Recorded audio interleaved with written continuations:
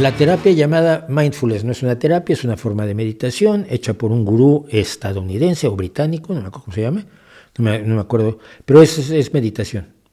Es una forma de meditación que dicen que algunas personas que les ayuda a calmarse. Yo creo que sí, la meditación ayuda a calmarte.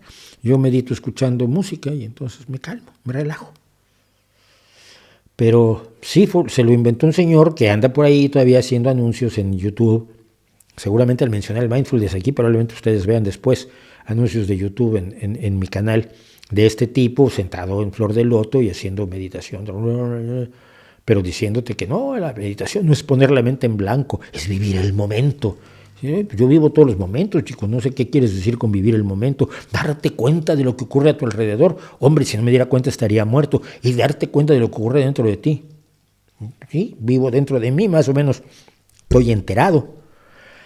Es el mismo cuento de siempre. Despierta tu conciencia, incrementa tu alerta.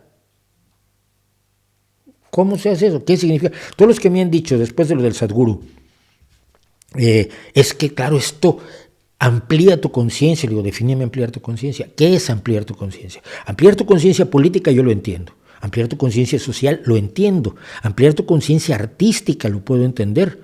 Pero ampliar tu conciencia, chicos, si no estás consciente de que estás allí, pues no estás.